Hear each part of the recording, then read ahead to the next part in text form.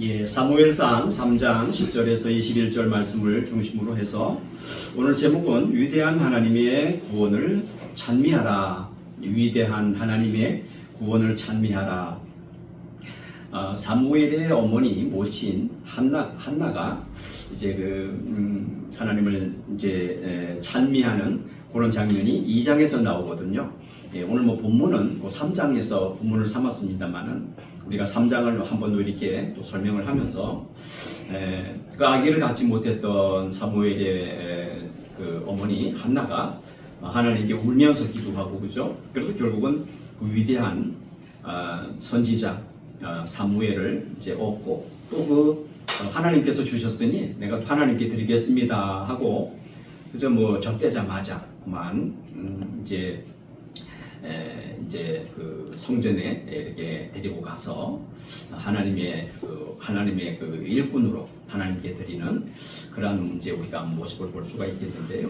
여기 이제 2장에 가면은 그래서 이제 그 한나가 하나님께 기도도 되고 또 이제 찬송가도 되고 고백도 되고 하는 그런 그 내용이 나오는데 그게 바로 그 내용이 그겁니다. 위대한 하나님의 구원을 찬미한 것이죠. 제목을 그렇게 삼도록 하겠습니다. 여러분 우리가 이제 사무엘상 하면은요, 특별히 우리가 그 사무엘상, 사무엘서 그러면은 어떤 성경이 말하죠? 두 권. 사무엘상과 사무엘하. 그걸 우리가 사무엘서라고 그럽니다. 근데 이제 사무엘서 하면은 이제 그 배경이 중요해요. 배경을 우리가 좀 이해하는 게 중요한데 이제 그 배경이 어떤 배경이냐면은 이게 사사기 시대입니다. 사사기. 그러니까 사사기 시대라고 하면은 이제 1인 체제였던 1인 지도 체제였던 모세와 여호수아를 지나서 모세가 죽고 그 다음에 그 뒤를 이어서 여호수아가 이제 이스라엘 백성을 가나안에서 이제 전쟁을 벌이고 그러잖아요. 정복을 하잖아요, 그죠? 예, 그거 이제 그 역할을 한 사사가 여호수아이고, 그다음에 여호수아가 이제 사후에 본격적인 그 사사 시대로 접어듭니다. 사사라고 하면은 국지적이죠. 모세와 여호수아처럼 이렇게 단일 전체 이스라엘 12지파잖아요. 이스라엘이 12지파로 나뉘어져 있잖아요.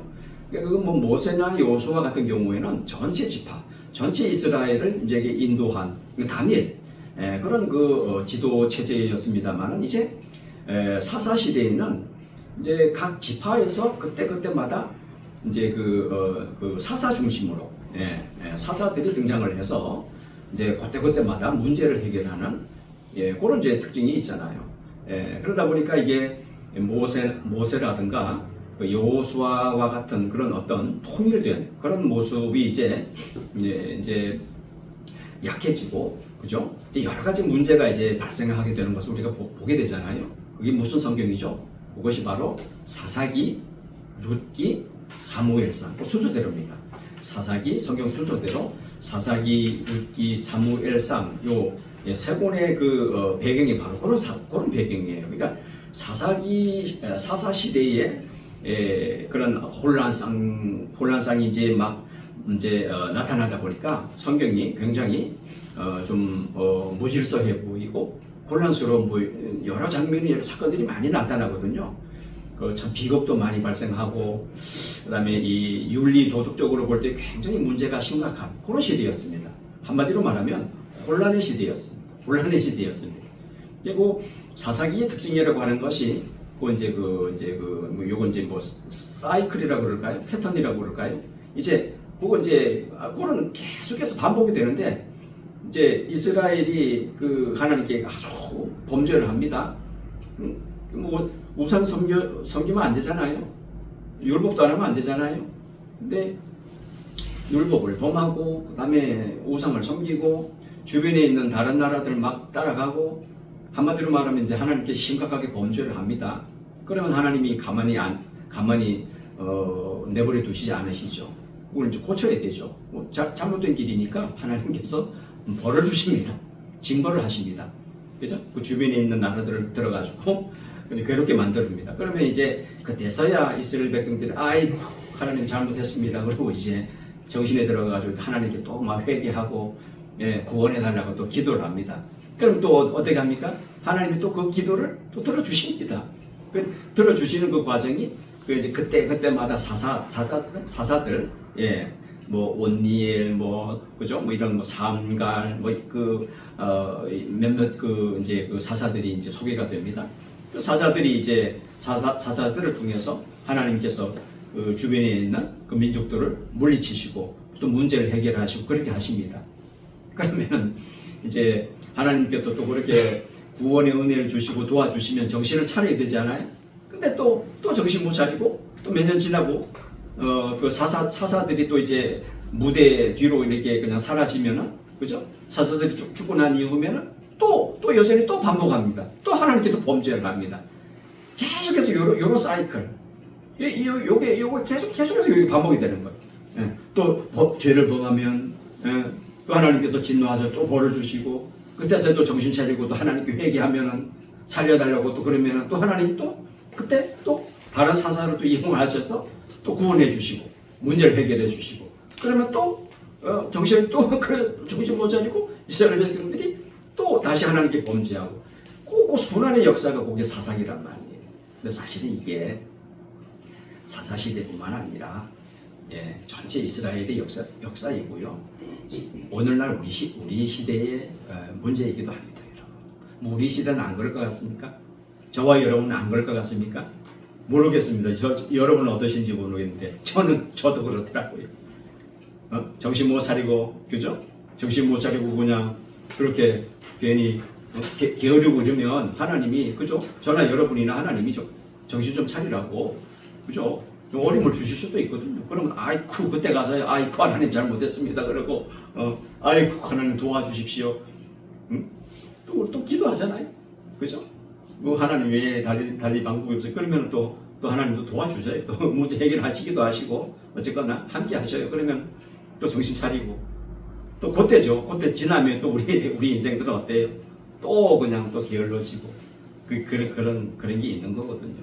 자, 어쨌거나 그것이 이제 사사기, 룻기, 사무엘, 상까지 그런 시대가 이어지는데, 여러분 룻기가 뭡니까?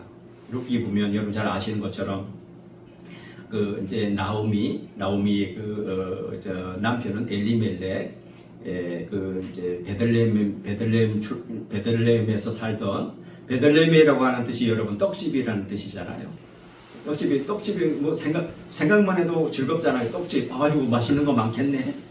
그만큼 그 베들레헴이라고 하는 것은 하나님께서 책임져 주시고 먹을 거 베풀어 주시고 하는 그런 그 풍요와 복된 그런 그 땅을 의미하는 것입니다. 근데 그곳을 흉년이 들었다고 해가지고 그 엘리멜렉과 그 다음에 나오미가 그 아들 둘을 데리고 이제 어느 지방으로 들어가죠? 모압 지방. 그 모압은 여러분 이스라엘이 아니고 그 주변에 있는 다른 나라거든요. 이방 땅이거든요.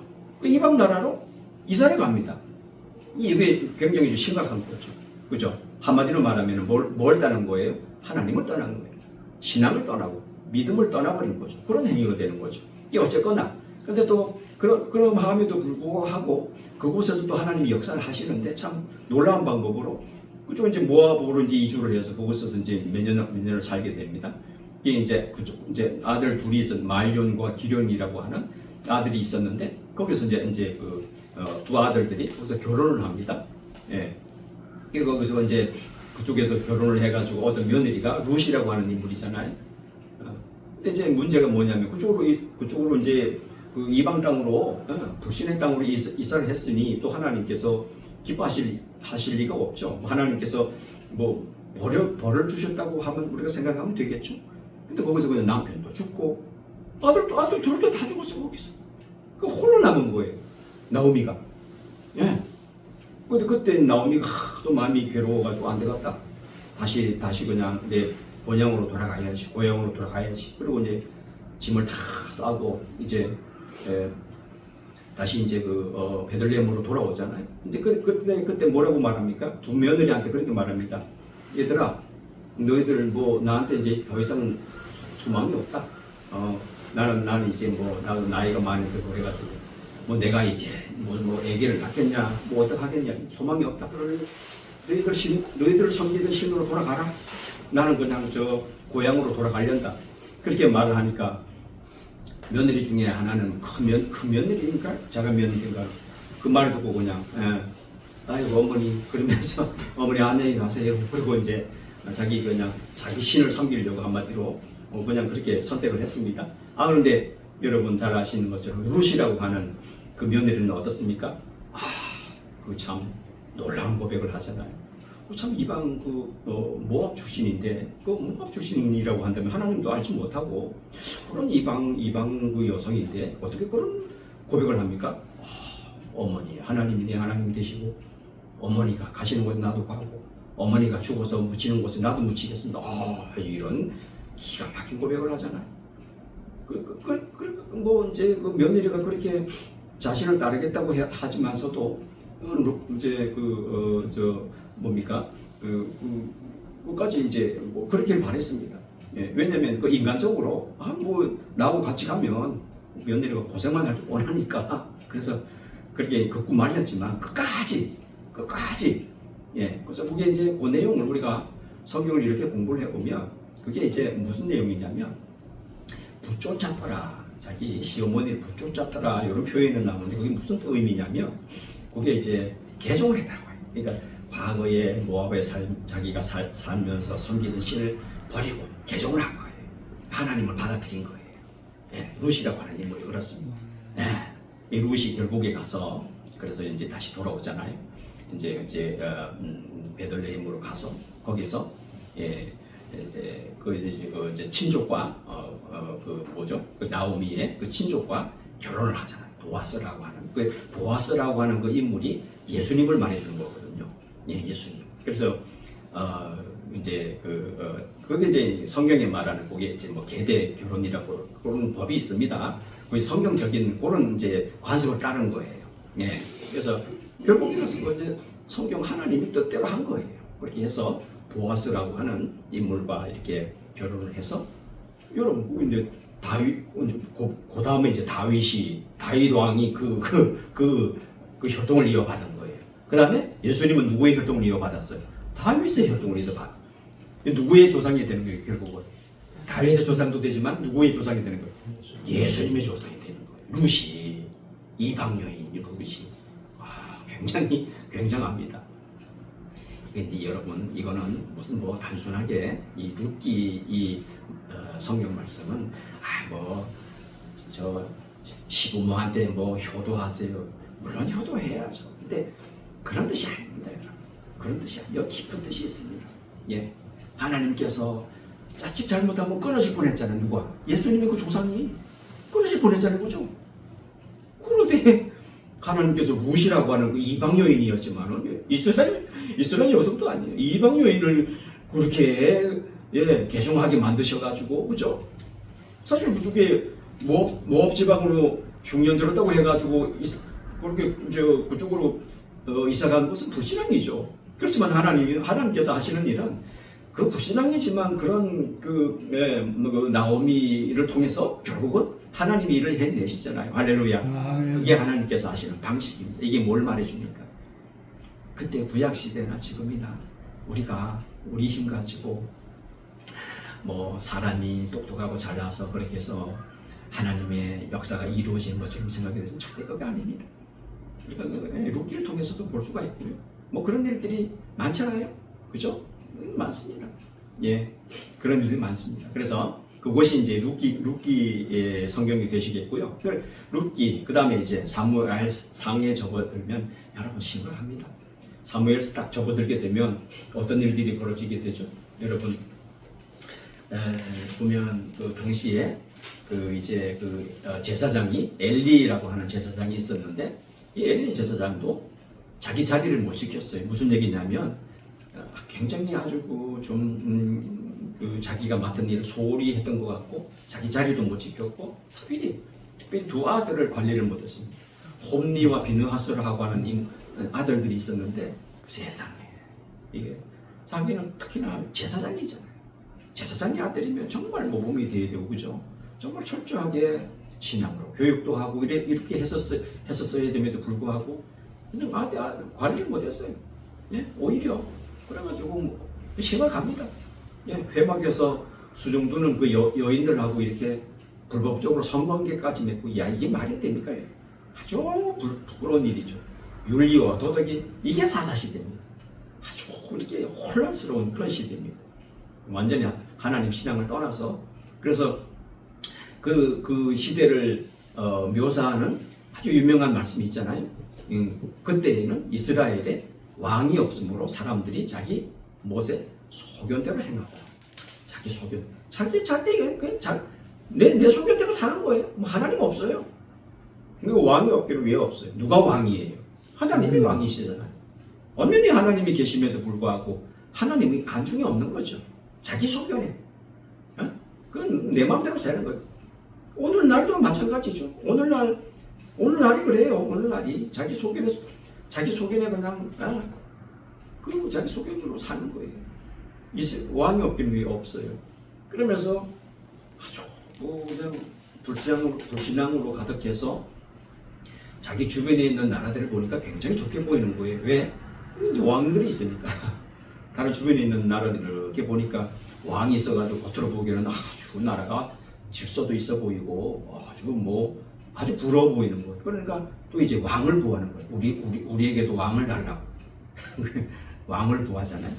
근데 그것이 물론 이 문제에 있어서 어떤 분들은 뭐 이 말씀을 이제 해석을 할 때에 그건 또 왕을 준 거는 하나님의 뜻이다. 아니면 또 어떤 분들은 그건 이스라엘의 그 잘못됐다. 그거는 왕을 구해서는 안 되었다. 뭐 이렇게 갈리기는 합니다만 어쨌든 간에 하나님께서 잘못된 동기이든 어쨌든 간에 하나님도 왕을 주시잖아요. 그죠? 그래서 이제 여기 이제 한나라고 하는 여성이 먼저 소개가 되는데 아주 신실한 여성이잖아요. 불임이었잖아요, 그죠? 아기를 낳지 못하는.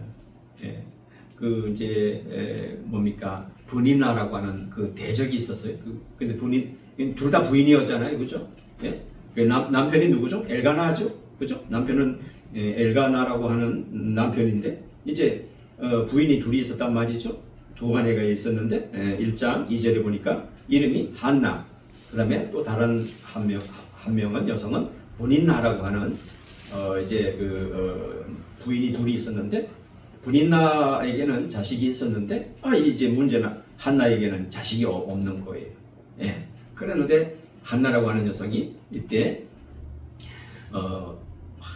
이제 쉽게 말하면 이제 성전이죠, 그죠?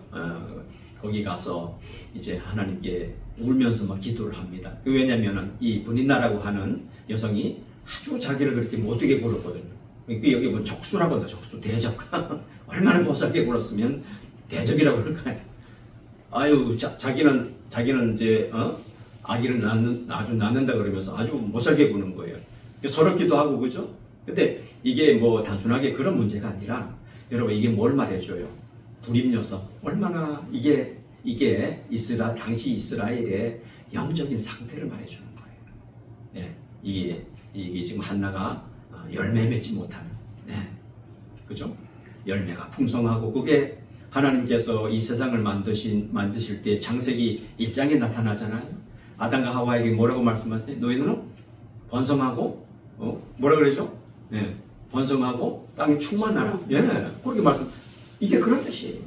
이게 지금 성경 전체 역사에 그런 일들이 많이 유사한 사건들이 많습니다. 여러분 아브라함의 아내 누구죠? 사례도 마찬가지. 아기를 못 낳았잖아요, 그죠? 그랬었고 지금 여기도 보면 한나도 아기를 이렇게 낳지 못해서 이게 뭐냐면 결국에 스스로는 절대 문제를 해결할 수도 없고 열매 맺지 못하는 그런 이스라엘의 상태를 말해줘요. 지금 사사기 시대, 혼란의 시대, 뭐 이루 말할 수가 없어요. 지금 이게 뭡니까? 한나가 지금 이렇게 아기를 낳지 못하는. 또 여러분 문제는 더 심각한 게 뭐죠? 엘리 제사장의 두 아들들 그렇게 그냥 그런 성적인 범죄를 저지르고 그 다음에 하나님께 드리는 제사도 멸시해가지고 그래가지고 제사 그거 다 이제 법이 있거든요. 근데 당시 이제 짐승을 가지고 와가지고 이렇게 제사장한테 이렇게 이제 인계를 하면 그다음에 다 그 절차가 있잖아요, 그죠? 법이 있고 순서가 있고 그거 자기 제사장이라고 해가지고 함부로 그냥 뭐 그걸 탐내거나 이러면 안 되거든요. 자기 하고 싶은 대로 할 수 있는 게 아닌 거거든요. 근데 그걸 다 무시하고 자기가 그냥 그 법과 절차를 따르지도 않고 자기 그 욕심에 먹는 그 식욕 그거겠죠, 그 욕심이겠죠. 그냥 불법으로 그걸 막그 빼앗다시피 해가지고 자기가 원하는 부위를 막 갖다가 먹어버리고 말이죠. 심각한 거죠. 이게 뭘 말해줘요? 엘리 제사장의 두 아들이 당시에 심각한 이스라엘의 그 영적 상태를 말해주는데 그런데 문제는 이제 비교가 되고 대조가 되잖아요. 누구? 한나 보세요. 얼마나 신실합니까? 그죠? 울면서 하나님께 기도하고 하나님께서 응답을 하셔서 아들을 주셨는데 아들 이름이 누구죠? 사무엘이라고 하는 한나를 주셨는데 아주 훌륭한 후일에 어릴 때부터 그죠? 한나가 하나님께서 주셨으니까 내가 하나님께 드리겠습니다. 그리고 어릴 때부터 그 성전에서 엘리 제사장 밑에서 이렇게 거기서 지내면서 거기서 거주하면서 훌륭한 제사장으로 이렇게 성장을 해서 이스라엘의 초대 왕 사울을 세우잖아요. 기름을 부잖아요. 그 역할을 한 사무엘이고요. 그런 이제 이런 그 스토리가 쭉 전개가 되고 있는 모습을 보게 되는데 그래서 오늘 이 시간에 이렇게 하나님께 기도했더니 또 하나님께서 아들을 주셔가지고 한나가 얼마나 감사했겠습니까, 그죠? 그럴 때 이제 한나가 하나님을 찬미하는 장면이 나오거든요. 2장에 우리가 그것을 이제 보려고 그러고요. 먼저 그래서 그 내용이 이겁니다. 제목입니다. 위대한 누구를? 하나님의 구원을 찬미하라. 이거는 뭐. 근데 이게 비단 한나뿐만이 아니에요. 중요한 것은 이게 한나가 이때 하나님 2장에서 그렇게 기도하고 하나님을 찬미, 찬송가죠. 찬미, 고백도 되고 기도도 되고 찬송도 되는 건데, 근데 그때에 이렇게 하나님께 그 찬송했던 또 기도했던 기도에 응답이 또 이루어지는데 이 놀랍습니다. 어떤 방식으로 이루어지느냐면 이제 사무엘상이 끝나고 사무엘하 성경이 이제 끝나갈 무렵에 그때 당시는 이제 왕이 교만했던 누구죠? 사울 왕이 폐위가 되고 하나님께서 폐하시고 대신 누구를 세우시죠? 유명한 왕 다윗 왕을 세우시잖아요. 하나님께서. 그러니까 다윗 왕은 사실은 여러분 우리가 사울보다 다윗이 훌륭했다 이렇게 할 수 없어요, 사실은. 그죠? 왜냐하면 사울도 심각하거든요, 그죠? 다윗도 그죠? 사울은 정말 뭐 정신 못 차리는 왕이고, 전직도 나가가지고 자기 마음대로 율법 다 어기고 그냥 살리지 말라고 분명히 말씀했는데 그래서 좋은 거 자기 눈에 드는 거는 다 살리고 그죠? 짐승 다 끌어오고 그렇게 뭐 자기 욕심 부리고 결국 그렇게 하다가 폐위가 돼버렸잖아요. 그래서 여기 여러분 사무엘서 중심 말씀이 그거거든요. 하나님은 교만한 자를 하나님께서 교만한 자를 하나님이 버리신다. 그리고 마음이 겸손한 자를 하나님이 함께 하신다. 그런 거거든요. 누구죠? 마음이 교만한 왕이 누구였죠? 사울 왕이요. 근데 다윗이 하나님께 그래 사랑받았던 것은 마음이 그죠? 마음이 교만해서요, 겸손해서예요. 겸손해서. 다윗은 그건 있었어요. 다윗도 굉장히 약했거든요. 다윗도 아주 심각한 죄를 범했거든요. 근데 문제는 그때에 다윗은 돌이킬 줄 알았어요. 할렐루야. 사울 왕은 끝까지 그냥 교만해가지고 그거 안 했어요. 하나님께 돌이키지 않았어요. 끝내는 폐위를 당하잖아요. 끝내는 정신병 하도 그렇게 그냥 못되게 그렇게 그냥 하나님께서 그렇게 마을이 왕이 진짜 왕이잖아요. 이스라엘 나라의 왕으로 세우셨으면 당연히 겸손해야 되고 당연히 감사해야 되고 정신 똑바로 차리고 하나님 말씀대로 그렇게 했었어야 되죠. 당연한 거 아닙니까? 그러면 그걸 감사할 줄도 모르고 교만해가지고 끝까지 자기 욕심 부리다가 결국은 폐위당하고 대신 하나님께서 하나님 마음에 합한 무슨 얘기예요? 겸손했다고 하는 거죠. 다윗 왕을 예, 그뭐양그 뒤나 쫄쫄쫄 따라다니면서 양 그 똥이나 치웠단 말이죠. 비천한 일을 했잖아요.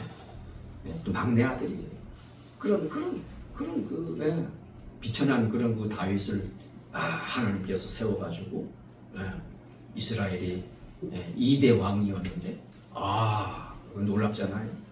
예, 그죠? 거인 장수를 쓰러뜨리지를 않나? 누구죠?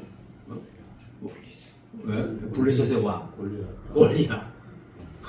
그냥 기가 있다만한 장수를 그냥 그것도 무슨 무기 가지고 그게 하나님께서 그렇게 역사하신 거죠. 할렐루야. 아멘. 이게 무슨 뭐 다윗이 뭐 특별한 무슨 기술이 있어서 그런 게 아니고 하나님께서 함께 하시면 그런 아주 그런 세상에 그런 세력도 하나님이 능히 해결하신다 그런 거예요. 할렐루야. 아멘. 거인 장수를 그 쓰러뜨리잖아요. 예, 그리고 뿐만 아니라 여러분 다윗이 이제 거기서 이런 표현을 합니다. 하나님께서 함께 하시니 다윗이 가는 곳마다 승리하더라. 할렐루야. 아멘. 누가 함께 했다고요? 하나님이 함께 하시니 가능한 일이지. 뭐 다윗이 뭐 특별한 뭔 기술이 있어요? 뭐 특별한 뭔가 없잖아요. 우리는 안 그런가요? 하나님이 우리에게 은혜를 주시고 함께 하시니 우리가 하나님의 자녀가 되고 하나님이 우리에게 믿음을 주시니 우리가 믿음으로 구원받고 이렇게 되는 거. 할렐루야. 하나님이 함께 하셨다는 거예요. 자, 어쨌거나 그래서 다윗이 가는 곳마다 전쟁을 하고 하나님이 도와주셔서 승리를 하고 그래서 아주 굳건하게 견고하게 이스라엘 그 왕조를 붙이는 거 아닙니까? 그죠? 그렇게 해서 나중에는 이제 자기 아들 대에 이르러서는 솔로몬 시대에 이르러서는 성전도 건축을 하고 그렇게 합니다. 자기는 뭐 비록 자기 그 시대에는 성전을 건축하지 못했습니다만 그것도 또 하나님께서 그렇게 하셨어요. 그렇게 성전을 건축하고 싶어 했어요. 근데 하나님 뭐라고 말씀하시죠? 너는 군인이니 너는 뭐를 흘렸으니 피를 흘렸기 때문에 너는 안 돼. 너는 합당하지 못해. 그래 그냥 그 성전을 건축을 위해서 그렇게 온갖 여러 가지 그 재료 그거 다 준비하고 아들 때에 이르러서 그 솔로몬 성전 그 아주 물론 뭐 그 자체가 뭐 그런 뜻이 있는 건 아닙니다만은 성전을 건축하고 그렇게 했습니다. 자, 그 이후에 이제 그 성경이 바로 그런 모든 전쟁 다 이제 다 치룬 다음에 평화가 찾아왔을 때에 이제 다윗이 하나님 내가 좀 성전 좀 짓고 싶다 그렇게 이제 나단 선지자에게 말을 했을 때 그 나단 선지자를 통해서 주신 말씀인데 그때 22장 사무엘 22장에 가면은 거기서 유명한 다윗의 성전가 찬송가입니다. 찬송가. 여기 한나처럼 기도도 되고 신앙 고백도 되고 찬송도 되는 그런 거 22장에 가면 그 내용도 무지하게 깁니다. 50절이 넘어갑니다. 그때 그 기도했던 그 내용이 50절이 넘어가요. 한번 보시면 여러분 그게 뭐냐면 이게 한나의 기도의 응답이에요. 한나가 하나님께서 이 민족에게 이렇게 무질서하고 여러분 사사기 시대를 그랬잖아요. 이게 뭐 제사장의 아들들도 지금 이렇게 타락을 하고 뭐 별의별 일이 다 일어나는 지금 이 판국에 하나님 좀 은혜를 주셔서 하나님 좀 다스릴 진정한 왕을 주셔서 좀 이 나라를 좀 구원해달라고 도와달라고 할렐루야 그런 기도였어요. 이게 사실 그 한나의 그 당시의 기도를 보면 이미 예수님을 바라보면서 예수님을 예언하거든요. 왕에 대해서 나오거든요. 대단하죠. 여러분 이게 우리가 성경을 보는 눈이 있어야 이게 가능한 거예요. 한나가요 우리가 무시하면 안 됩니다. 대단한 겁니다. 단순하게 여러분 하나님 내가 그렇게 울면서 기도했더니 하나님 나한테 아들을 주셨네요. 아이고 감사합니다. 단순히 그런 게 아니라니까요. 성경을 하나님께서 하시는 이를 바라보는 안목이 있었기 때문에 먼 후일을 내다보면서 메시아 왕 예수님 그 기름 부음을 받은 예수님을까지 내다보면서 기도할 수 있던 거죠. 할렐루야. 뭐 사실 그 역시도 누가 그런 믿음을 주실 하나님께서 그게 가능한 거죠. 할렐루야. 그러니까 여러분 결국에 가면 한나도 자기 자신 스스로가 잘난 것이 아니고 누구한테 은혜를 입은 거예요? 하나님의 은혜를 입은 거예요. 할렐루야. 바로 그거예요. 한나의 이 찬미와 그 다음에 여러분 다시 또 한 가지 있습니다. 뭐냐면 여러분 누가복음 1장에 가면 세상에 예수님을 잉태하고 예수님을 탄생시킨 누구예요? 예수님의 어머니 모친 누구예요? 마리아. 마리아의 위대한 찬송이 나오잖아요. 1장에.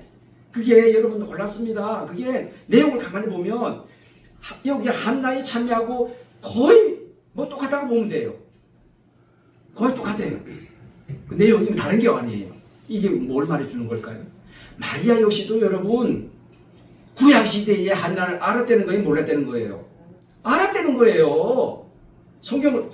구약 성경에 나오는 한나를 알았어요. 마리아가 알았기 때문에 동일한 내용으로 고백하고 찬송할 수가 있었던 것이죠. 할렐루야. 우리가 성경을 알아요. 성경은 뭐 여러분 구약 다르고 신약 다른 게 아니에요. 신약을 이해하려면 그래서 구약을 이해해야 돼요. 그게 마리아는 꼭 그런 건 뭐 아닙니다만 사실 어떤 의미에서 신약 인물이잖아요. 그죠? 근데 구약에 나와 있는 한나의 이 기도를 알았던 거예요. 그러니까 마리아가 누가복음 1장에서 그런 노래가 마리아의 노래가 나올 수 있었던 거예요. 놀랍잖아. 그 하나님 알아야 되는데 자 그래서 그러니까 짤막하게 한 세 가지로 위대한 하나님의 구원을 찬미를 해야 되는데 첫 번째 이게 뭐냐면 암흑의 시대. 무슨 시대죠? 사사시대. 암흑의 시대. 빛이 없던 시대. 타락하고 말이죠. 무질서하고 하나님을 떠나고 왕 되시는 하나님을 떠나가지고 세상의 왕을 구했던 이스라엘 그 암흑의 시대에서 드디어 하나님께서 이제 새벽을 오게 하시고 새벽의 여명으로 다가오시잖아요. 그게 누구죠? 바로 한나라고 하는 여성을 통해서 할렐루야. 사무엘이 주어지고 사무엘이 이제 그런 영적인 암흑기에서 이스라엘의 지도자가 되어서 초대왕 사울을 왕으로 이렇게 세우고 사울 왕뿐만 아니라 사울을 폐위하고 다음에 다윗 왕까지 세우고 하는 그런 놀라운 그 지도력을 발휘한 것 이런 역사의 무대 뒤에 누가 역사하셨어요? 하나님이 역사하셨던 할렐루야. 하나님이 뒤에서 하시는 일이지. 근데 누구를 이용을 하세요? 사람을 할렐루야. 바로 그거예요. 사람을 사용하시잖아요. 근데 신실하지 못하면 하나님이 사용 못하죠. 물론 그 자체도 하나님께서 하나님의 마음을 주시고 마음도 변화시켜 주시고 하나님이 함께 하시니까 가능하겠지만 우리는 절두절미하게 그렇기 때문에 그분들이 누구한테 순종했어요? 하나님께 순종했기 때문에 가능한 거죠. 할렐루야. 예, 하나님께 순종하려고 하는 마음이 이만큼 암흑의 시대에서 이제 새벽의 예명으로 하나님 인도에 가기 시작을 하시는데 이게 아까 이미 말씀드렸죠. 이스라엘이 지금 아기를 낳지 못하는 상태. 무슨 얘기예요? 생명력이 없고 생명력이 없고 불임의 이스라엘, 열매 없는 이스라엘. 그래서 여러분 복음서 성경을 보시게 되면 예수님이 이제 예루살렘으로 가시다가 여리고인가요? 거기서 왜 그 열매 없는 무슨 나무가 있었잖아요. 무슨 나무였죠? 감람나무였나요? 종려나무였나요? 어쨌든 간에 그 예수님께서 뭐 하셨죠? 저주하셨잖아요. 그죠? 뭐가 없어가지고 열매가 없어가지고 그게 뭐냐면 사실은요 그때는 예수님이 그렇게 저주했던 그 나무가 사실은 열매 맺는 철이 아니었거든요. 그러니까 사실은 말이 안 돼요. 그죠? 그 나무가 열매 맺지 못하는 그 계절의 열매를 예수님이 요구를 하시니 그 말이 안 되잖아요. 왜 예수님이 그렇게 말씀하셨을까요? 그건 바로 이스라엘 나라를 당시 예수님 시대 그때도 이스라엘이 이렇게 생산적이지 못하고 열매가 없는 하나님께서 날 요구하시는 게 그거거든요. 생육하고 번성하고 땅에 충만하고 그게 단지 그냥 어떤 자녀를 많이 뭐 요즘에 참 자녀가 없어서 많이 우리나라가 문제가 됩니다. 단지 그런 문제뿐만이 아니라 이 뭐예요?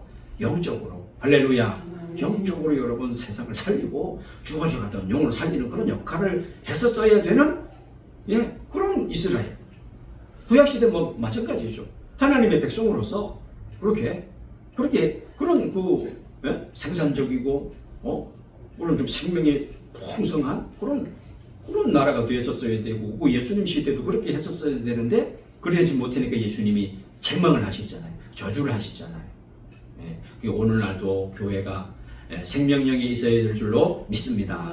우리 신앙이 좀 생명력이 있어야지. 맨날 시들시들 해가지고 그러면은 누구한테 책망 들을 수밖에 없어요. 예수님 책망하셨잖아요. 열매 없는 이스라엘 말해주는 거예요. 자, 그런데 사무엘 선지자가 놀랍게 삼중의 역할을 이제 그 예수님 맛보기예요. 예수님 맛보기.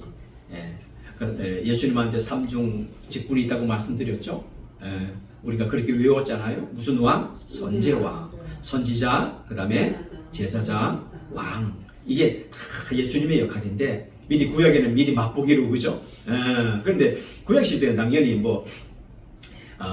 각각 따로 있죠. 선지자 따로, 제사장 따로, 왕. 이 왕은 이미 제가 말씀드렸어요. 그죠? 초대 왕은 사울이었는데 사울이 제대로 왕 역할을 했어요? 못했어요? 못했어요. 그러니까 인간은 안 되는 거예요. 사실 다윗도 조금 어찌 보면 겉으로 보기엔 조금 나아 보이긴 했지만 다윗 왕 역시도 진정한 왕이에요? 아니에요? 아니에요. 진정한 왕은 누구예요? 예수님. 그 맛보기예요. 근데 이제 제사장도 마찬가지죠. 제사장도 이렇게 누구예요? 당시에 누구였다 그랬죠? 엘리 제사장. 이렇게 타락해가지고 아들들 간수 못하고 선지자도 마찬가지예요. 선지자도 불완전했죠. 그래가지고 거짓 선지자도 막 생기고 그랬는데 그런데 여러분 놀라운 것은 여기 사무엘 한번 보세요. 사무엘은 선지자 역할을 제대로 했습니다. 제사장 역할을 제대로 했습니다. 놀랍습니다.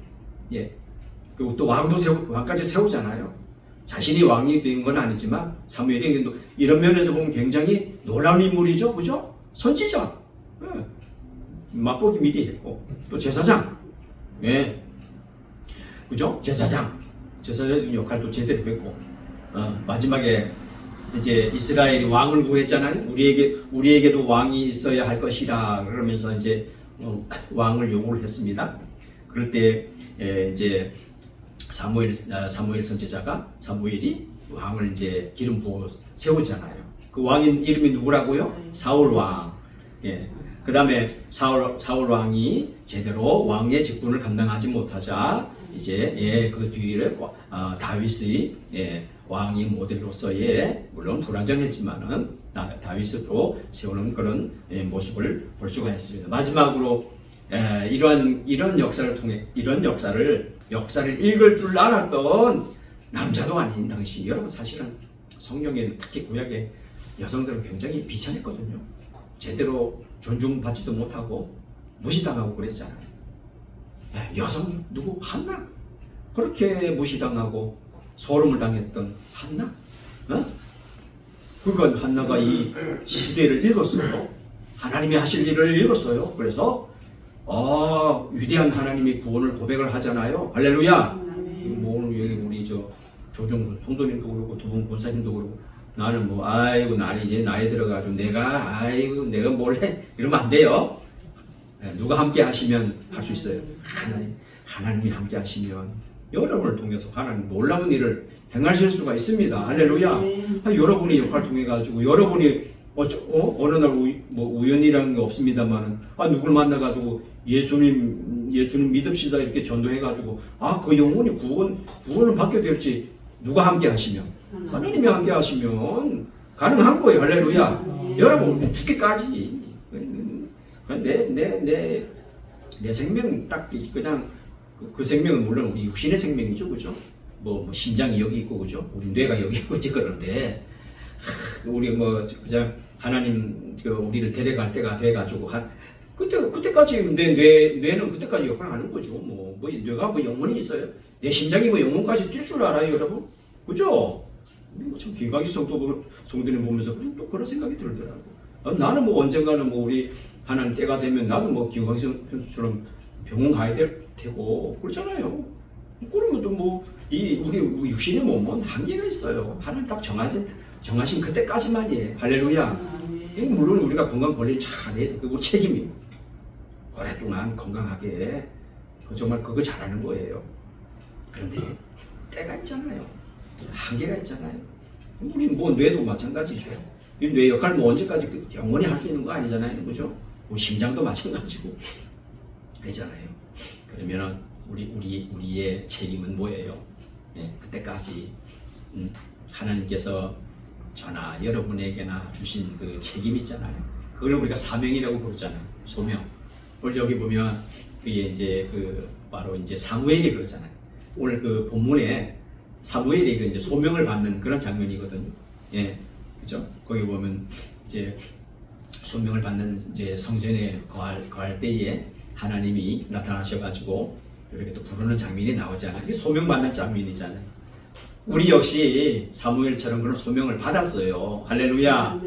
성도의 소명, 두 분 권사님으로서의 소명, 안수 집사님으로서의 소명, 저는 목사로서의 소명, 우리 최 집사님은 뭐 내가 집사라고 하는 걸 좀 생각해 보는지 모르겠어. 내가 집사라고 하는 걸 좀 생각이나 해보는지 모르겠어. 아이고 참. 아니 우리 교회가 그렇잖아요. 하나님이 우리 최 집사한테 뭐 괜히 그런 집사 직분을 주었겠어요. 소명감을 가지고 우리가 책임감 있게 나아가기를 바랍니다. 위대한 하나님의 구원을 고백한 사람들, 오늘 여기 본문에서는 한나가 소개되지만 한나뿐만이 아니잖아요. 성경은 곳곳에 그런 분들의 고백으로 이루어져 있어요. 성경. 예? 다윗도 승승장구했을 때에 하나님께 영광을 올리잖아요. 할렐루야. 내가 잘나서 이렇게 전쟁에서 이긴 거 아닙니다. 하나님. 그 고백이 하나님이 나의 구원이요, 나의 반석이요, 예? 그런 거 있잖아요. 시편에 그런 게 많잖아요. 꼬마가 다윗이 그렇게 고백을 해요. 뭐 내가 잘나서 뭐 했다는 거 하는 게 아니고 하나님이 나의 구원이고 나의 반석이고 나의 요새고 그러잖아요. 구원의 산성이시오, 구원의 뿌리요 그러잖아요. 그 뿌리라고 하는 걸 여기 한나도 그렇게 고백을 해요. 한나도 그렇게 뿌리라고 나와요. 비슷비슷해요. 이게 뭐예요? 하나님을 보는 눈이 있으니까 다 그 고백이 비슷비슷하죠. 마리아도 그렇습니다. 뭐 마리아라고 해가지고 뭐 당시 하나님께 감사할 때, 마리아가 얼마나 감사해요. 아이고 세상에 하나님의 아들을 내가 임신을 하다니, 하나님의 아들을 내가 잉태를 하다니, 내가 하나님의 아들을 내가 그 생명을 내가 낳다니, 이거 얼마나 근데 문제는 뭐냐면 단순하게 그런 단순한 감사가 아니에요. 성경적이고 한나의 그걸 알았고 해서 거기도 보면 여러분 한번 읽어보시면 그 마리아의 그 노래가 나옵니다. 예, 비슷비슷합니다. 그죠? 한나가 부른 고약의 사무엘상 2장 1절에서 11절. 두 번째 다윗이 부른 승전가 사무엘하 22장. 여기 보세요. 51절까지 돼요. 여러분 우리는 기도할 때 한 51절까지 좀 기도를 좀 이렇게 할 수 있습니까? 그죠? 예, 그렇게 좀 22장 1절에서 51절. 그 다음에 마리아의 장가 누가복음 1장 적어 놓으세요. 46절에서 56절 여러분 한번 집에 가셔서 읽어보면 아주 감동이 됩니다. 여러분 그건 뭐 단순한 감사가 아니에요. 여러분 성경을 알고 하나님을 알고 하나님께서 베푸신 구원을 알아가지고 한 그런 찬송가이다 보니 아주 뛰어납니다. 감동입니다.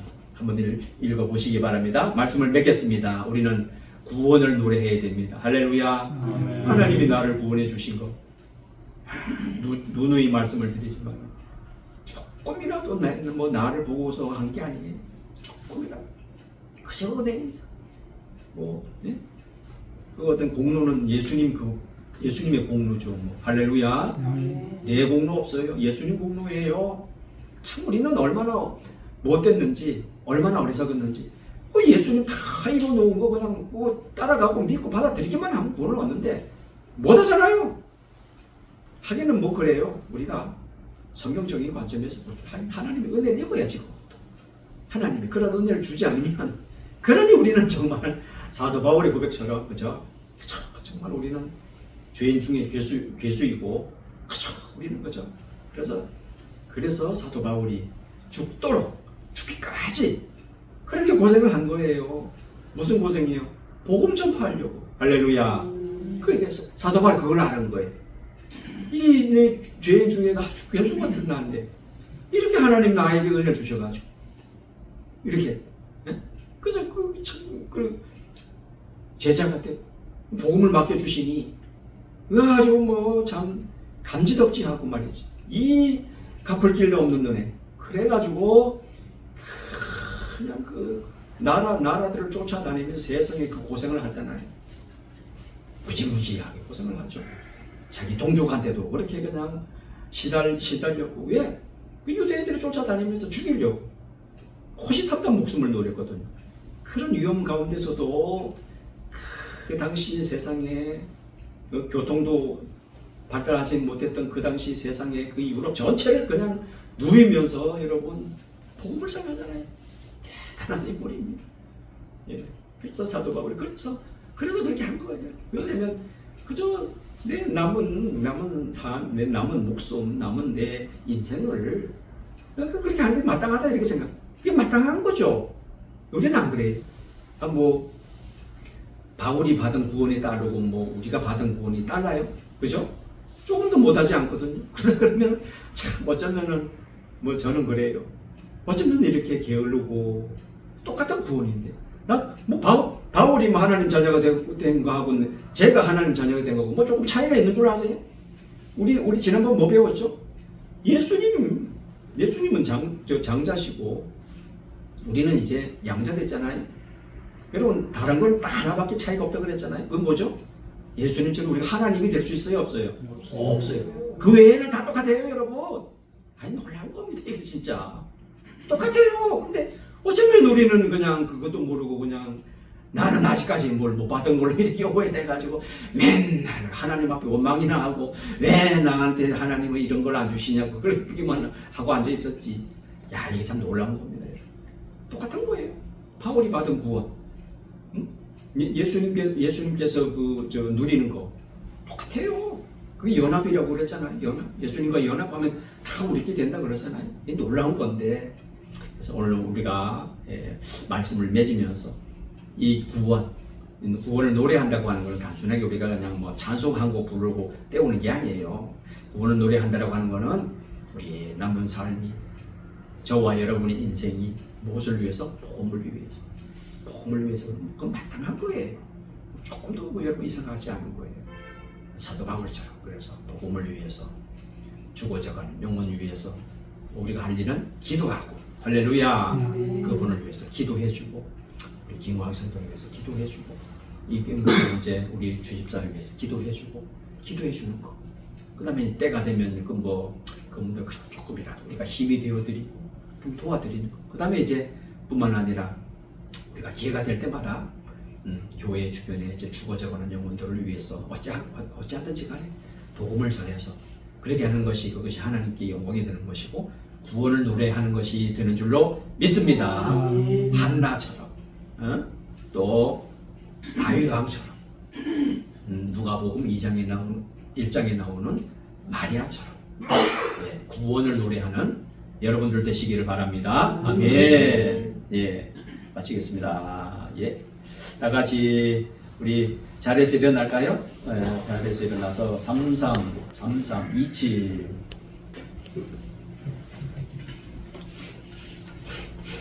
임재 부르겠습니다.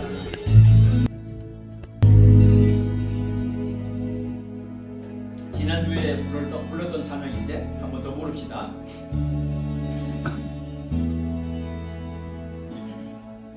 아멘.